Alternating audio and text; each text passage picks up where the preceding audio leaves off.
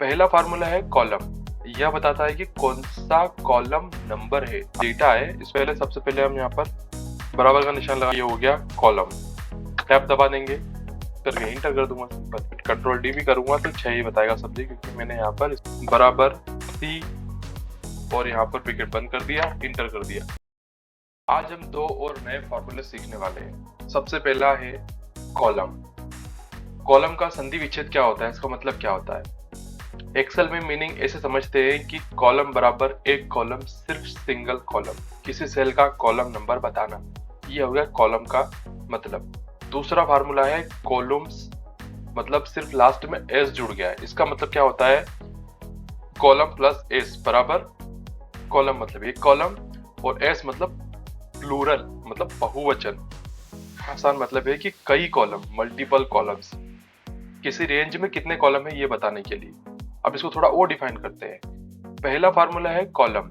यह बताता है कि कौन सा कॉलम नंबर है। आपके पास बहुत सारी बड़ी शीट है, उसमें आपको पता लग जाएगा कि ये डाटा कौन सा कॉलम में लिखा हुआ है। और दूसरा कॉलम्स, यह बताता है कि कितने कॉलम से उस रेंज में, उस शीट में।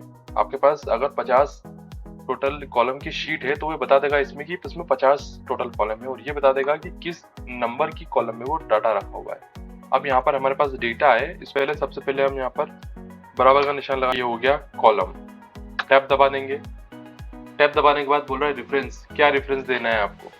तो मैं पूरे टेबल का सिलेक्ट कर दूंगा, यहाँ पर पूरे टेबल सिलेक्ट करके ब्रैकेट बंद करके इंटर कर दूंगा सिंपल। क्या आ रहा है, 4 लिखा हुआ आ रहा है। 4 क्यों लिखा हुआ आ रहा है, 4 इसलिए लिखा हुआ आ रहा है क्योंकि यहाँ पर ए ये ब्लैंक जो कॉलम है, बी ब्लैंक कॉलम है, सी ब्लैंक कॉलम है, और डी की वैल्यू यहाँ पर लिखी हुई है, इसलिए इसने यहाँ पर बता दिया। क्योंकि हमने रेंज पूरे टेबल की दी थी, चाहे हम 50 कॉलम की रेंज देते, लेकिन ये सिर्फ पहले कोई काउंट करेगा।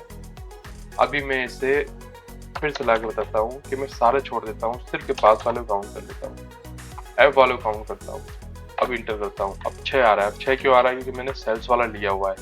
अब सेल्स, सिटी और सेल्समैन, 3 कॉलम तो यहाँ हो गए, और 3 ये ए बी सी वाले ब्लैंक हो गए। A B C D E F total 6 column हो गए, इसलिए यहाँ पर काउंट बता रहा है 6। अगर मैं इसे कंट्रोल डी भी करूंगा तो 6 ही बताएगा सब्जी, क्योंकि मैंने यहाँ पर इसमें सिलेक्ट किया हुआ है।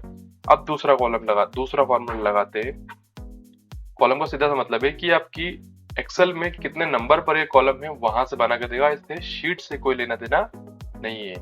अब दूसरा फार्मूला हम लगाते हैं।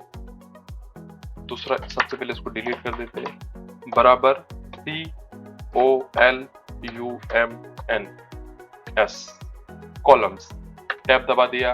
अब वापस यहाँ बोल रहा है अरे मतलब सिर्फ एक ही चीज सिलेक्ट करनी है। पहले हम क्या करेंगे, पूरी टेबल यहाँ पे सिलेक्ट कर देंगे।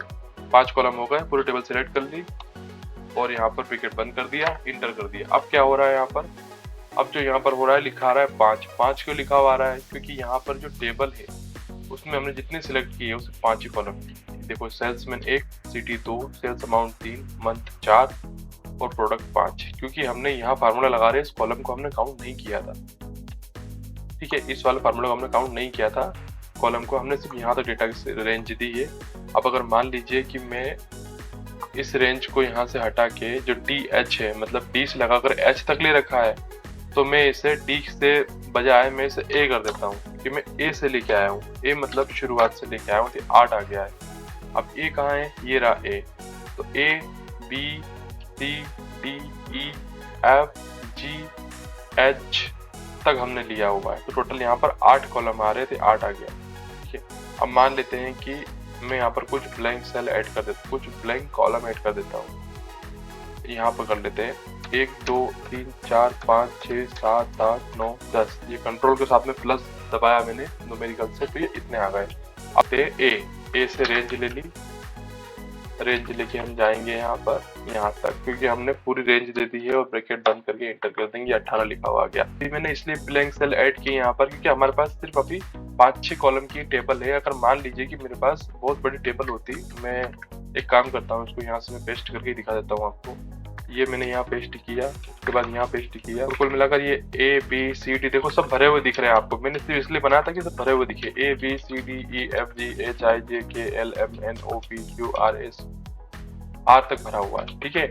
आर तक काउंट करेंगे तो ये 1 से 2 3 4 5 6 7 8 9 10 11 12 13 14 15 16 17 18 19 18, देखो 18 तक ही आ रहा है, ये 18 तक था इसलिए यहाँ पे कॉलम नंबर 18 आया है, ठीक है। तो कुल मिला के आज हमने समझा है कि कॉलम फार्मूला क्या होता है और कॉलम्स फार्मूला क्या होता है। दोनों फार्मूला अलग अलग होते हैं और दोनों अपने अपने स्टाइल में दोनों काम करते हैं और दोनों ही आपको डेटा एक्सेल में से निकाल कर दे सकते हैं, ठीक है। कॉलम का मतलब है किसी सेल का कॉलम नंबर और कॉलम्स का मतलब है कॉलम नंबर और कॉलम्स का मतलब है कि कॉलम्स कितने हैं। तो ये कॉलम्स की हम सीरीज चला रहे हैं। अगर आपको और अच्छे से समझना है इसके बारे में तो हम और वीडियोस की लिंक आपको डिस्क्रिप्शन में दे देंगे, वहां से आप चेक कर सकते हैं। अगर आपको वीडियो अच्छा लगा हो तो लाइक करें, शेयर करें, सब्सक्राइब करें हमारे चैनल को। धन्यवाद।